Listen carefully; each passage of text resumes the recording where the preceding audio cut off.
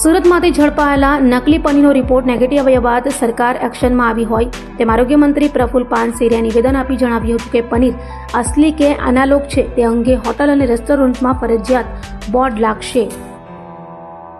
રાજ્યમાં સતત વધી રહેલા નકલી અને સબસ્ટાન્ડર્ડ પનીરના વેચાણને રોકવા માટે હવે રાજ્ય સરકાર એક્શન મોડમાં આવી છે।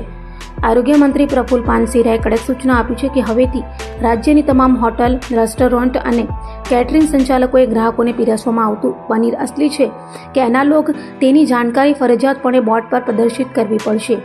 સામાન્ય રીતે પનીર શુદ્ધ દૂધમાંથી બનાવવામાં આવે છે, પરંતુ એનાલોગ પનીર એ દૂધનું પનીર નથી, તે પામોલિન તેલ, વનસ્પતિ ઘી, મિલ્ક પાવડર અને વિવિધ કેમિકલ્સના મિશ્રણથી તૈયાર કરવામાં આવે છે। આ પનીર દેખાવમાં અસલી જેવું જ લાગે છે, પરંતુ તેમાં કુદરતી પોષક તત્વોનો અભાવ હોય છે અને હાનિકારક ફેટ્સનું પ્રમાણ વધુ હોય છે।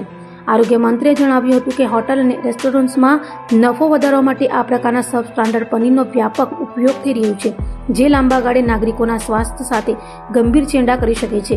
જેથી રાજ્ય સરકાર એક્શનમાં હોય તેમ આરોગ્ય મંત્રી પ્રફુલ પાનસેરિયાએ આ મામલે ઉચ્ચ સ્તરીય બેઠક યોજી હતી અને કડક પગલાંની તૈયારી દર્શાવી હતી।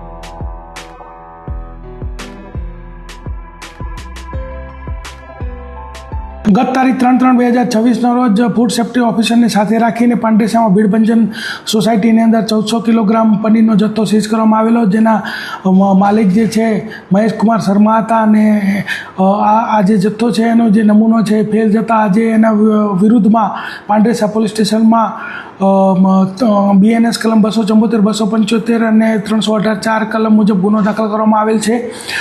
તદુપરાંત આ સીઝ કરેલ જથ્થા ઉપરાંત બીજો જે છે પનીર બનાવવાનો જે મશીનરી, પામ ઓઇલના 29 ડબ્બા તેમજ એસેટિક એસિડના ડબ્બા, એમ ટોટલ 28 લાખનો મુદ્દામાલ જે છે સીઝ કરવામાં આવેલો હતો।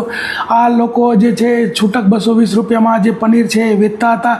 એ રાધેશ્યામ ડેરી, ધર્મરાજ ડેરી, ઓમ સાંઈ ડેરી અને રાજકમલ ડેરી, અને આ તમામની પણ તપાસ થશે અને બીજી પણ જે કોઈ તપાસમાં નીકળી આવે એ તમામની તપાસ થશે।